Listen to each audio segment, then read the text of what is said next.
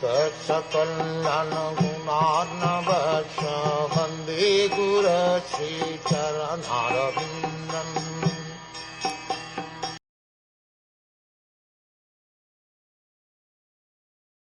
A living entity who, as a result of attachment to a woman in his previous life, has been endowed with the form of a woman, foolishly looks upon Maya in the form of a man, her husband, as the bestower of wealth, progeny, house, and other material assets.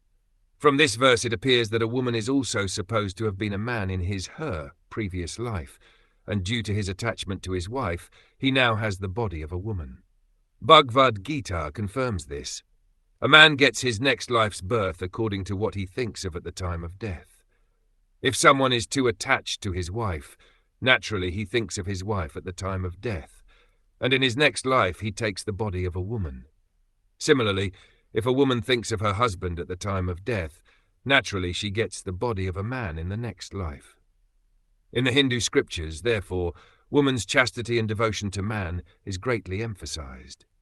A woman's attachment to her husband may elevate her to the body of a man in her next life, but a man's attachment to a woman will degrade him, and in his next life he will get the body of a woman. We should always remember, as it is stated in Bhagavad Gita, that both the gross and subtle material bodies are dresses. They are the shirt and coat of the living entity. To be either a woman or a man only involves one's bodily dress. The soul in nature is actually the marginal energy of the Supreme Lord. Every living entity, being classified as energy, is supposed to be originally a woman, or one who is enjoyed. In the body of a man, there is a greater opportunity to get out of the material clutches. There is less opportunity in the body of a woman. In this verse, it is indicated that the body of a man should not be misused through forming an attachment to women, and thus becoming too entangled in material enjoyment, which will result in getting the body of a woman in the next life. A woman is generally fond of household prosperity, ornaments, furniture, and dresses. She is satisfied when the husband supplies all these things sufficiently. The relationship between man and woman is very complicated, but the substance is that one who aspires to ascend to the transcendental stage of spiritual realization should be very careful in accepting the association of a woman.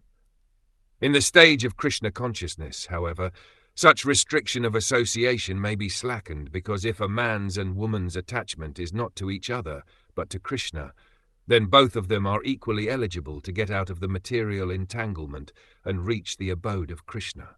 As it is confirmed in Bhagavad Gita, anyone who seriously takes to Krishna consciousness, whether in the lowest species of life, or a woman, or of the less intelligent classes, such as the mercantile or laborer class, will go back home, back to Godhead, and reach the abode of Krishna.